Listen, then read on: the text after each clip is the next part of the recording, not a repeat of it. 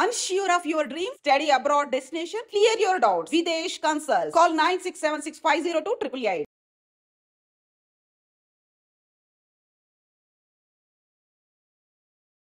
అనగానే వ్యాపారం డబ్బుతో కూడుకున్న ఒక కార్యక్రమం. బీసీలందరూ కూడా ఆ స్థాయికి వెళ్ళలేదు కాబట్టి ఆ సీట్లు సంఖ్య తగ్గింది.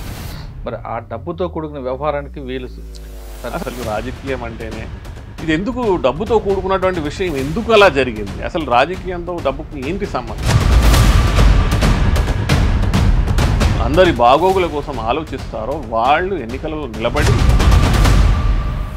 ప్రభుత్వంలో ఉండి మీరు ఈ బుక్ను రాయడం వల్ల మీకు ఇబ్బంది ఉంటుంది. సమాజాన్ని మనం చాలా దగ్గరగా చూసిన వాడు, ప్లస్ ముఖ్యంగా అలాంటి వాళ్ళు చాలామంది ఐఏఎస్లు ఐపీఎస్లు సివిల్ సర్వీసెస్కి వచ్చినారు. సో మేము చూస్తున్నటువంటి ఈ సమాజం మనం ఏం చెప్తున్నామంటే ఇలాంటి ఆలోచనలు సామాజిక వర్గాలు ఆలోచిస్తున్నాయి, దీనికి సమాధానాలు మనమే వెతకాలి అని మనం కమ్యూనికేట్ చేయడానికి ప్రయత్నం చేస్తాం. సార్ ఇది కేవలం తెలుగు రాష్ట్రాల్లో ఉందా లేదా దేశవ్యాప్తంగా ఉన్న సమస్య? ఇది మొత్తం దేశవ్యాప్తంగా ఈ విషయం మీద చర్చలు జరుగుతున్నాయి. యూనివర్సిటీస్లలో దీని మీద చాలా రీసెర్చ్ జరుగుతుంది. ఇప్పుడు దీంట్లో ఈ పుస్తకంలో ఇవన్నీ మనం పేర్కొన్నాం, వాళ్ళ అభిప్రాయాలని మనము స్పష్టంగా. Welcome to I dream. ఈ వారం మన guest out standing IAS officer, పేరు పి నరహర్ గారు, ప్రిన్సిపల్ సెక్రటరీ మధ్యప్రదేశ్. నరహర్ గారు ఎక్కడ పనిచేసినా అక్కడ అతను మార్క్ కనిపిస్తుంటుంది. ముఖ్యంగా చెప్పాలంటే మధ్యప్రదేశ్లో ఇండోర్లో చెత్త లేని సిటీగా ప్రకటించారు. చెత్త కుండి అంటూ ఎక్కడ కనపడదు. ఆ విధంగా ఆయన చేసిన ఒక కార్యక్రమం ఈరోజు దేశవ్యాప్తంగా ముద్రపడింది. అంతేకాకుండా ఆడపిల్లలు పుడితే ఒక లక్ష్మీదేవి పథకం అని ఇంకా రకరకాల పథకాలు పెట్టి కేంద్రానికి ఒక మంచి ప్రాజెక్టులు ఇవ్వడం స్టార్ట్ చేశారు. మధ్యప్రదేశ్లో ప్రారంభించిన ఒక నరహర్ గారు ప్రారంభించిన కార్యక్రమాలు ఈరోజు దేశవ్యాప్తంగా కేంద్ర ప్రభుత్వం అమలు చేస్తుందంటే ఆయన యొక్క ఇన్నోవేషన్ ఆ విధంగా ఉంటుంది. అంతేకాకుండా ఆయన రాస్తున్న పుస్తకాలు, ఒక్కొక్క పథకాలకు రాస్తున్న పుస్తకాలు భావి తరానికి ఒక రోల్ మోడల్గా, ఒక గైడ్గా కనిపిస్తుంది. ప్రస్తుతం ఆయన మరొక బుక్కి శ్రీకారం చుట్టారు. అది బీసీల యొక్క అసమానతలు, బీసీల్లో ఉన్న రాజకీయ ఏ విధంగా జరుగుతుంది, వాళ్ళు ఏ విధంగా అనగదొక్కుపోతున్నారు విషయాలపై ఆయన తన కొత్త బుక్లో రాశారు. ఆ బుక్లో ఉన్న సారాంశం ఏంటి, ఈ అంశాన్ని ఎందుకు ఆయన తెర మీద తీసుకొచ్చారు విషయాన్ని సార్ నడి తెలుసుకుంటాం. సార్ నమస్తే అండి. నమస్తే మురళి గారు, థ్యాంక్ యూ. మరొకసారి మీతోని ఈ విధంగా కలుసుకోవడం చాలా ఆనందంగా. సార్ మీరు లక్ష్మీదేవి, ఆడపిల్ల పుడితే లక్ష్మీదేవి పథకం అని, లేదా చెత్తకుండి ఉండకుండా చేయడం కానీ, ఇలా చాలా పథకాలు ఉన్నాయి. నేను కూడా ఇండోర్ వచ్చినప్పుడు మీ పేరు అక్కడ కనిపిస్తుంటుంది, వినిపిస్తుంటుంది. నేను కూడా క్రాస్ చెక్ చేసినప్పుడు కూడా వాళ్ళు మీ పేరే చెప్తుంటారు. సార్ ఇప్పుడు బీసీల యొక్క రాజకీయ చైతన్యం, వాళ్ళు అసమానతలు, రాజకీయ అసమానతలు తీసుకున్నారు. ఈ కాన్సెప్ట్ తీసుకోవడానికి ప్రధాన కారణం మురళి గారు, ఈ పుస్తకం ది ఓబీసీ సర్ప్రైజింగ్ అనేసి బీసీలకు సంబంధించినటువంటి పుస్తకం అతి త్వరలో రాబోతుంది. అంటే దీన్ని లాంచ్ చేయబోతున్నాము. దీంట్లో ముఖ్యంగా మనం చూసుకున్నట్టయితే దేశవ్యాప్తంగా, అంటే ఈ పుస్తకాన్ని రాయడంలో నాతో పాటు నా టీం మెంబర్స్ మేము కలిసి సుమారు 3-4 సంవత్సరాలు దీనిలో రీసెర్చ్ చేయడం జరిగింది. అయితే ఉత్తరప్రదేశ్, బీహార్, హర్యానా, పంజాబ్, ఢిల్లీ, మధ్యప్రదేశ్ కాకుండా దక్షిణ భారతదేశంలో మొత్తం యావత్ భారతదేశంలో అత్యధికంగా బీసీలు ఉన్నారు. ఇంత అత్యధికంగా ఉన్నటువంటి ఓబీసీలు ఏదైతే ఉన్నదో మనకి చూసుకున్నట్టయితే మనకి 1990-91లో మండల్ కమిషన్ వచ్చింది. అది చిరకాల వాంఛ, బీసీలకు సంబంధించిన చిరకాల వాంఛ ఏమైతే ఉండిందో 2 విషయాల పైన ఉండే. ఒకటి ప్రభుత్వ ఉద్యోగాల్లో రిజర్వేషన్ కల్పించడం, అదేవిధంగా విద్యా అవకాశాలలో ఎడ్యుకేషన్ ఇన్స్టిట్యూషన్స్లో ఓబీసీలకి, బీసీలకి రిజర్వేషన్ కల్పించడం. అప్పుడు అది కొంతవరకు సక్సెస్ఫుల్ అయింది. ఆ తర్వాత 35 సంవత్సరాలు గడిచినాయి. ఇప్పుడు 35 సంవత్సరాలు గడిచిన తర్వాత ఇప్పుడు మనం ప్రస్తుత కాలంలో అసలు బీసీలు ఏం కోరుకుంటున్నారు, బీసీల మదిలో ఎలాంటి విషయాలు నడుస్తున్నాయి, యువత, మనది భారతదేశం ఒక యంగ్ ఇండియా. సో ఈ యంగ్ ఇండియాలో 50%కి పైన ఉన్నటువంటి బీసీ యువత ఏదైతే ఉన్నదో వాళ్ళు ఏం ఆలోచిస్తున్నారు అనేది మనం బాగా ఆలోచించినట్టయితే, ఎక్కడో దగ్గర మండల్ కమిషన్ వచ్చిన తర్వాత కూడా విద్య, వైద్య, ఉపాధి, సామాజిక, ఆర్థిక, రాజకీయ ఈ రంగాలలో ఎక్కడో దగ్గర ఇంకా బీసీలు వెనకబడి ఉన్నారు. సమానుపాతంగా సమానుపాలలో ఏవైతే రాజ్యాంగబద్ధంగా ఏదైతే అవకాశాలు కల్పించాలనే ఉద్దేశంతో రాజ్యాంగ సవరణలు జరిగినాయో ఈ 35 ఏళ్లలో ఎక్కడో దగ్గర ఆ ఫలాలు పొందలేరు ఓబీసీలు పొందలేరు, బీసీలకు అలాంటి ఫలాలు పొందలేదు అనేటువంటి విషయాలు మన ముందుకు కనిపిస్తున్నాయి. సార్, ఇది మీరు చెప్తున్నట్లుగా గతంలో మండల కమిషన్ తీసుకొచ్చారు పీపీ సింగ్ ప్రైమ్ మినిస్టర్ గారి టైంలో. అదొక పెద్ద వివాదం, దానివల్ల ప్రభుత్వాలు కూలిపోవడం, దాంతో ఆ పథకాన్ని వెనక్కి తీసుకోవడం జరిగింది. ఇప్పుడు మరొకసారి ఇది తీసుకొస్తే సాహసం చేస్తారంటారు? ఇప్పుడు మనము 30 ఏప్రిల్న కేంద్ర ప్రభుత్వం గౌరవ ప్రధానమంత్రి మోదీ గారి క్యాబినెట్లో ఒక నిర్ణయం తీసుకోవడం జరిగింది. అదేంటంటే జనగణనలో కులగణన. ఇప్పుడు 2025-26లో జరగబోయేటటువంటి జనగణనలో కులగణనని కూడా చేయాలనేది ఒక నిర్ణయం తీసుకోవడం జరిగింది. ఇప్పుడు దీని వెనకాల మనం చూసుకున్నట్టయితే 1931లో లాస్ట్ కులగణన జరిగింది. 1931లో జరిగినటువంటి లాస్ట్ కులగణన తర్వాత సుమారు 95 సంవత్సరాల తర్వాత మళ్ళీ జనగణనలో కులగణన తీసుకురావడం జరుగుతూ ఉంది. ఇవన్నీ దీని వెనకాల ఏదైతే మనము బాగా అధ్యయనం చేసినట్టయితే మా పుస్తకంలో కూడా ఇదే చెప్పడం జరుగుతుంది. గత 95 సంవత్సరాలలో, ఆ తర్వాత ఈ 35 సంవత్సరాలు కూడా మండల్ కమిషన్ రికమెండేషన్స్ తర్వాత ఇప్పుడు కేంద్ర ప్రభుత్వం తీసుకునే నిర్ణయం, ఈ బలమైన నిర్ణయం వెనుక ఏమిటనంటే ఎక్కడో దగ్గర ఈ బీసీలు అనేవాళ్ళు అత్యధికంగా యాస్పిరేషనల్ క్లాసెస్, అంటే ఎన్నో కోరికలతోని ఒక స్థాయికి వచ్చిన తర్వాత నెక్స్ట్ లెవెల్కి ఎదగాలనంటే మమ్మల్ని ఎక్కడో దగ్గర వ్యవస్థ అడ్డుకుంటుంది అనేటువంటి భావన బీసీలలో బాగా పెరుగుపోయి ఉన్నది. అది కాకుండా ముఖ్యంగా యువతలో బాగా ఎక్కువగా పెరుగుతుంది. సో దీన్ని తెలుగు రాష్ట్రాల్లో తీసుకుంటే ఒక సామాజిక వర్గం తక్కువ ఓట్లు ఉంటాయి, కానీ వాళ్ళ అసెంబ్లీలో సీట్లు ఎక్కువ ఉంటాయి. ఒక బలమైన సామాజికం ఉంటుంది, వాళ్ళకి ఎక్కువ ఉంటాయి ఓట్లు, కానీ అసెంబ్లీలో వాళ్ళకి తక్కువ సీట్లు ఉంటాయి. దాంతో మీరు అన్నట్లు పాయింట్ వస్తుంది.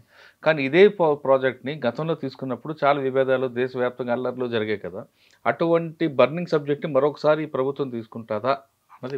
ప్రభుత్వాలు ఎప్పుడైనా కూడా కానీ ప్రజల అంటే ఇప్పుడు దేశంలో ఉన్నటువంటి అత్యధికంగా ఉన్నటువంటి ప్రజల మనోభావాలకి అనుగుణంగా నిర్ణయాలు తీసుకోవాలి. ఈరోజు ఉన్నటువంటి పరిస్థితులలో మరి నిర్ణయాలు తీసుకోకపోతే కూడా సమస్యలు వచ్చేది మనకు కనిపిస్తూ ఉన్నది.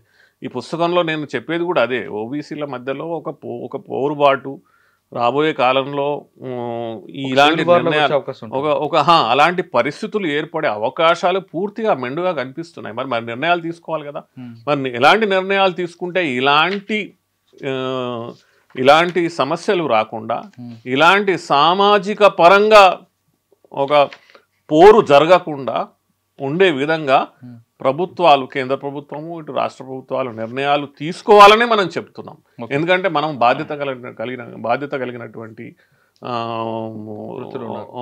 ఆ పొజిషన్లో ఉన్నాం కాబట్టి, సమాజాన్ని చాలా లోతుగా చూస్తున్నాం కాబట్టి, సమాజంలో ఎలాంటి ఆశయాలతోని యువత ముందుకెళ్తున్నదని మనం అధ్యయనం చేస్తున్నాం కాబట్టి మనము ప్రభుత్వాలకు ఇదే చెప్తున్నాం.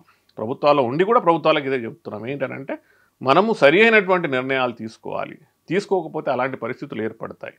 రేపు కులగణన జరిగిన తర్వాత మన దగ్గర డేటా వస్తుంది. డేటా వచ్చిన తర్వాత మనకి చాలా స్పష్టంగా అర్థమవుతుంది ఏంటంటే ఏ ఉద్దేశంతో అయితే మనము సామాజికంగా, ఆర్థికంగా మరియు రాజకీయంగా వివిధ మన సమాజానికి సామాజిక వర్గాలు ఎదగాలనే ఉద్దేశంతో కొన్ని నిర్ణయాలు తీసుకున్నామో అసలు ఆ నిర్ణయాలు ఆ స్థాయికి చేరుకున్నాయా లేవా, ఎంతవరకు సామాజిక వర్గాలు తమ ఆర్థిక స్థితిగతుల నుంచి ముందుకు వెళ్ళగలిగినారు.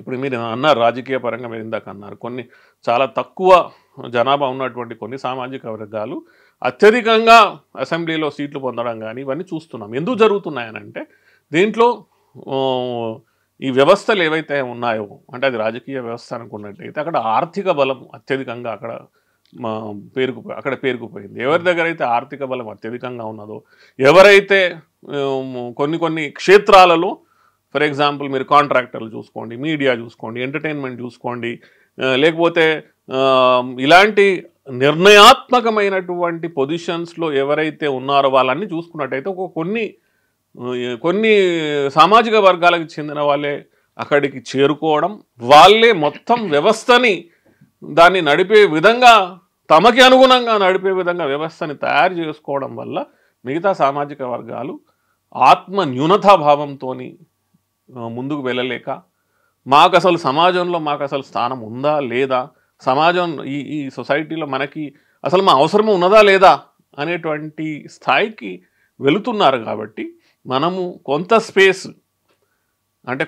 అని అంటే ఎంతవరకైతే అవసరమో, ఎంతవరకైతే మనము రాజ్యాంగబద్ధంగా, అదేవిధంగా ఎంతవరకైతే మనము ఆ అవకాశాలకు అనుగుణంగా స్పేస్ క్రియేట్ చేయగలుగుతామో అందరం కలిసి మనము ఇప్పుడు జరగబోతున్నటువంటి కులగణనను చూసుకున్న తర్వాత, డేటా వచ్చిన తర్వాత సమగ్రంగా దాన్ని ఆలోచించి మంచి నిర్ణయాలు తీసుకోవాల్సినటువంటి అవసరం. సార్, రాజకీయం అనగానే వ్యాపారం, డబ్బుతో కూడుకున్న కార్యక్రమం. మరి ఓబీసీలందరూ కూడా, బీసీలందరూ కూడా ఆ స్థాయికి వెళ్ళలేదు కాబట్టి ఆ సీట్ల సంఖ్య తగ్గిపోతుంది. మరి ఆ డబ్బుతో కూడుకున్న వ్యవహారానికి వీళ్ళు సరిపోగలరా? అంటే మనము అసలు డబ్బుతో ఎందుకు ఆ స్థాయికి వెళ్ళింది? అసలు రాజకీయం అంటేనే ఇది ఎందుకు డబ్బుతో కూడుకున్నటువంటి విషయం, ఎందుకు అలా జరిగింది? అసలు రాజకీయంతో డబ్బుకు ఏంటి సంబంధం? రాజకీయం అంటే ప్రాతినిధ్యం. అని అంటే సమాజంలో ఉన్నటువంటి ఎవరైతే వ్యక్తులు ఉన్నారో, ఎవరైతే సమాజం పట్ల సముచితంగా అందరి బాగోగుల కోసం ఆలోచిస్తారో వాళ్ళు ఎన్నికలలో నిలబడి, వాళ్ళు ఎన్నికైన తర్వాత వాళ్ళు పోయి చట్టసభలలో కూర్చొని అందరికీ ఆమోదయోగ్యమైనటువంటి చట్టాలని, నిర్ణయాలు తీసుకోవాలి. ఇక్కడ డబ్బుతో సంబంధమే లేదు. కానీ వ్యవస్థ అనేది అలా తయారైంది. దాన్ని మనం మార్చాల్సినటువంటి అవసరం కూడా ఉన్నది. ఇప్పుడు మనకి అందుకే మనం ఏమంటున్నామనంటే, ఈ వ్యవస్థని మనం ఎక్కడో దగ్గర సరిదిద్దుకోలేకపోతే, ఈ వ్యవస్థలో నేను అనేది కేవలం రాజకీయమే కాదు, ఆర్థికంగా కూడా, ఆర్థిక పరంగా కూడా మనం చూసుకున్నట్టయితే ఇప్పుడు కొన్ని సామాజిక వర్గాలకే అన్ని చోట్ల వెల్కమ్ బోర్డు ఉన్నది. మిగతా సామాజిక వర్గాలకి గో బ్యాక్, డోంట్ కమ్ అనేటువంటి బోర్డ్స్ ఏవైతే పెట్టి ఉన్నాయో దీంట్లో కూడా మార్పులు రావాల్సినటువంటి అవసరం ఉన్నది. ఎవరైతే తమ కాళ్ళపై తాము నిలబడి ఒక ఇండస్ట్రీ పెట్టుకుంటారా, ఒక స్వయం ఉపాధి కార్యక్రమాలు ఏర్పాటు చేసుకుంటారా, లేకపోతే వాళ్ళు కూడా ఇతరులలాగా కాంట్రాక్టర్లు అవుతారా, లేకపోతే మిగతా ఎదుగుతున్నటువంటి ఇండస్ట్రీస్లలో వాళ్ళు కూడా భాగస్వాములు అవుతారా అనే విషయాలకు వచ్చినప్పుడు ఎక్కడో దగ్గర వారికి అవకాశాలు లభించడం లేదు. దీన్ని గుర్తించాలి, దీన్ని ప్రభుత్వాలు గుర్తించాలి, దీన్ని సమాజం గుర్తించాలి. గుర్తించి దీన్ని సవరణలు చేసుకోవాలి. మనం చేసుకోకపోతే ఈ ఆత్మన్యూనతా భావంతో చాలా సామాజిక వర్గాలు సమాజానికే దూరమయ్యే, లేకపోతే సమాజంలో ఒక రకమైనటువంటి వ్యతిరేక భావమా, లేకపోతే తిరుగుబాటు భావమా, ఇలాంటివి వచ్చే అవకాశాలు చాలా ఎక్కువగా కనిపిస్తున్నాయి. అందుకని మనకి ఈరోజు రేపు జరగబోయే మోదీ ప్రభుత్వం చాలా గొప్ప నిర్ణయం తీసుకున్నది, కులగణన చేయాలనేది.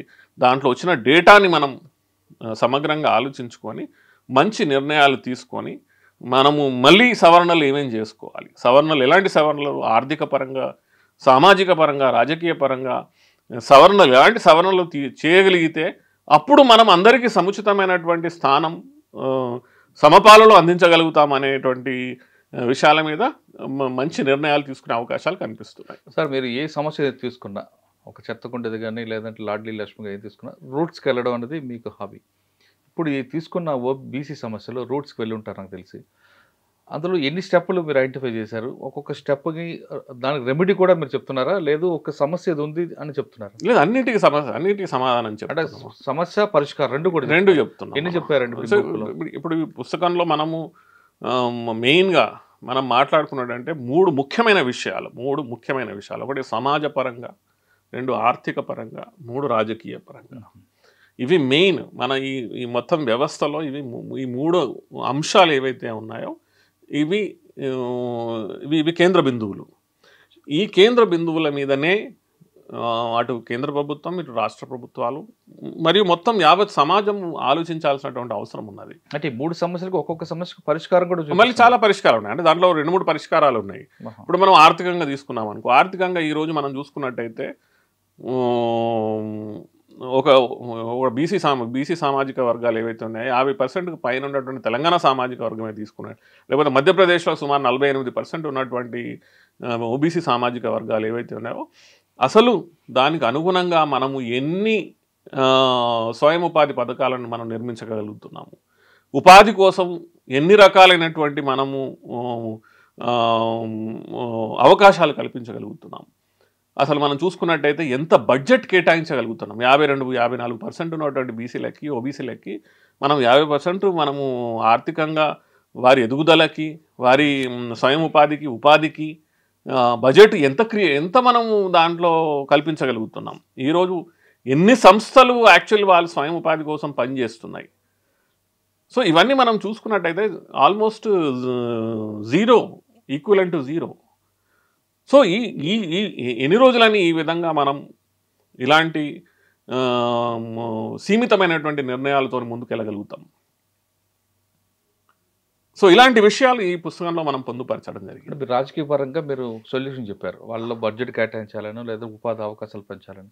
అది రాజకీయంగా అంటే ఆర్థిక పరంగా చెప్పారు. రాజకీయ పరంగా కూడా చాలా ఇంపార్టెంట్ మనం గుర్తుపెట్టుకోవాల్సింది. మొన్న కేంద్ర ప్రభుత్వం ఏం చేసిందని అంటే, రాబోయే సమయంలో ఒకటి జనగణన జరుగుతుంది. జనగణన జరిగిన తర్వాత డీలిమిటేషన్ వ్యవస్థ పట్టుకొస్తూ ఉంది.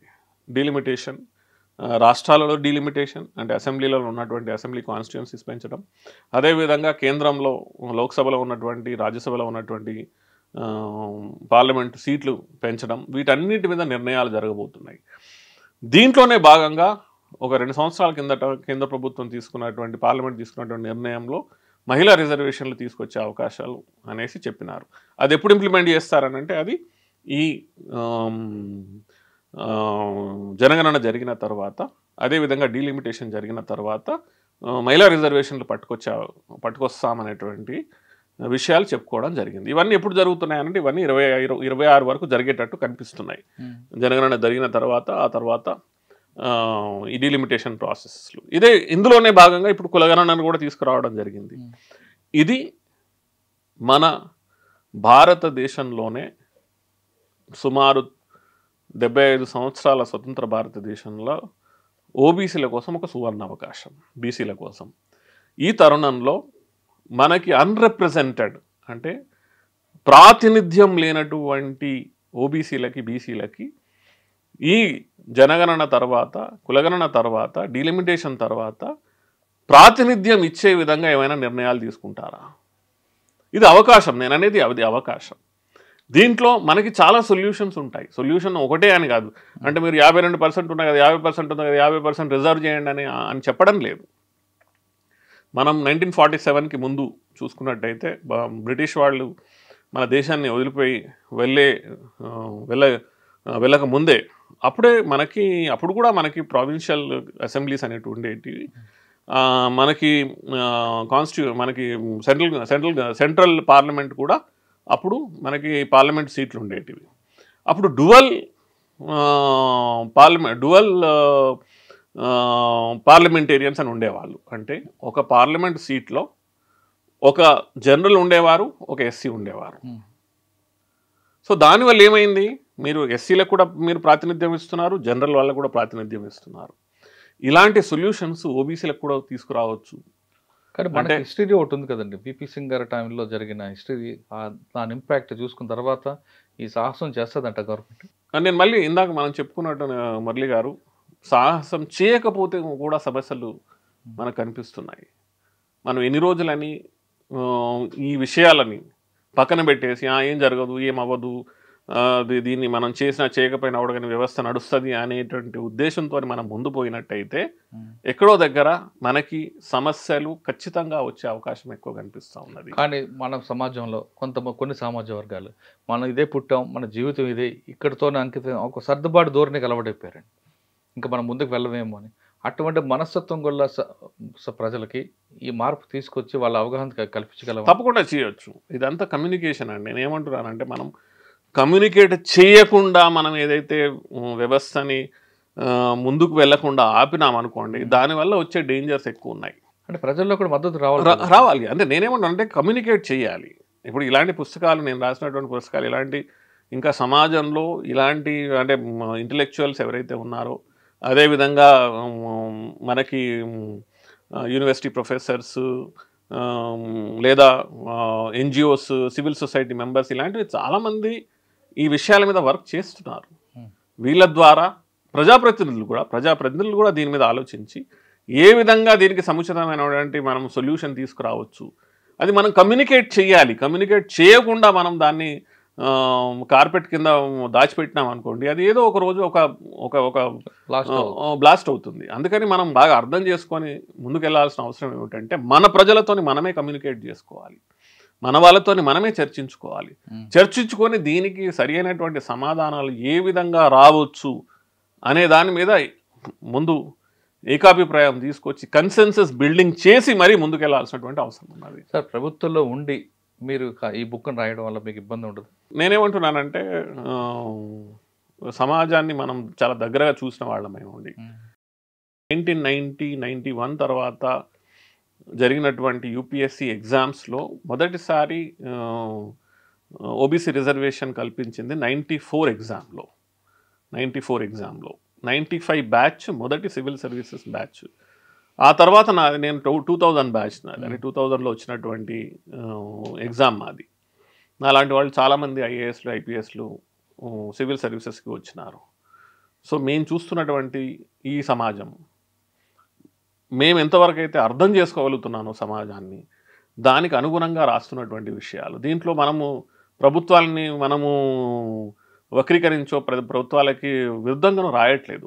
మనం ఏం చెప్తున్నామంటే, ఇలాంటి ఆలోచనలు సామాజిక వర్గాలు ఆలోచిస్తున్నాయి, దీనికి సమాధానాలు మనమే వెతకాలి అని మనం కమ్యూనికేట్ చేయడానికి ప్రయత్నం చేస్తున్నాం. సార్, ఇది కేవలం తెలుగు రాష్ట్రాల్లో ఉందా లేదా దేశవ్యాప్తంగా ఉన్న సమస్య? ఇదంతా మొత్తం దేశవ్యాప్తం. నేను ఇందాక మొదట్లో చెప్పినట్టు ఇది మొత్తం దేశవ్యాప్తంగా ఈ విషయం మీద చర్చలు జరుగుతున్నాయి.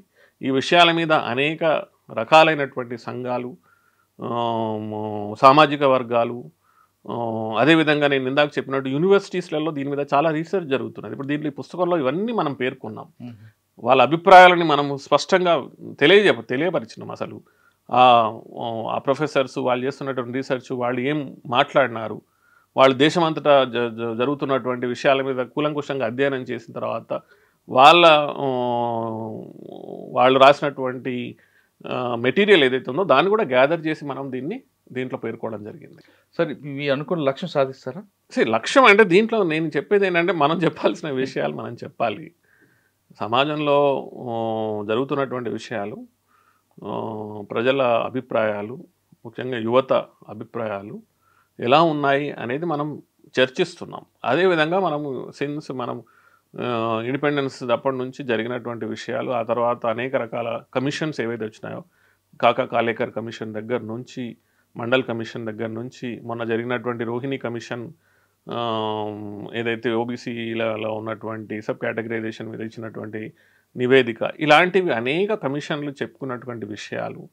ఆ తర్వాత ముఖ్యంగా మండల్ కమిషన్ వచ్చిన తర్వాత జరిగినటువంటి తీసుకున్నటువంటి నిర్ణయాలు, దాని ప్రతిఫలాలు ఇప్పటివరకు ఎంతవరకు రాగలిగినాయి, ఇలాంటి అనేక విషయాలు పేర్కొంటూ మనం దీన్ని ముందు జరగబోయేటటువంటి పరిస్థితులు ఎలా ఉన్నాయి, ముఖ్యంగా ఓబీసీ ఆర్గనైజేషన్స్ ఏవైతే ఉన్నాయో వారు ఏమి కోరుకుంటున్నారు, వారి మేనిఫెస్టో ఏ విధంగా ఉన్నదనే విషయాల మీద మనం చెప్పుకోవడం జరిగింది.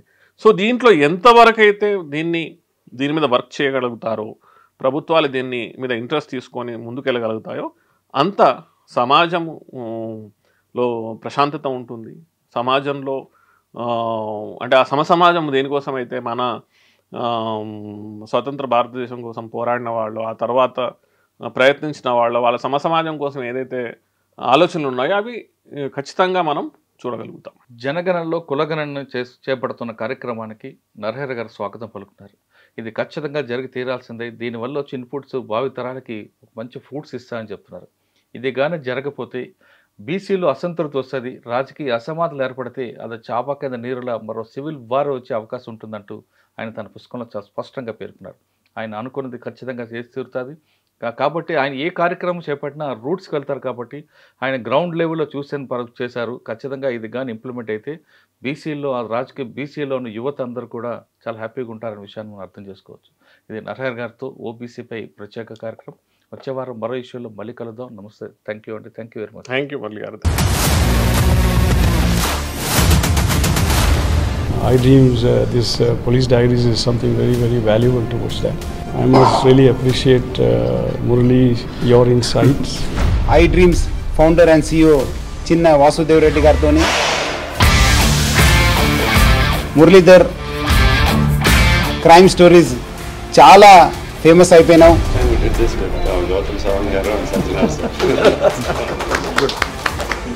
Well done. Congratulate him for doing so well, and I congratulate him, his boss also, for doing so well.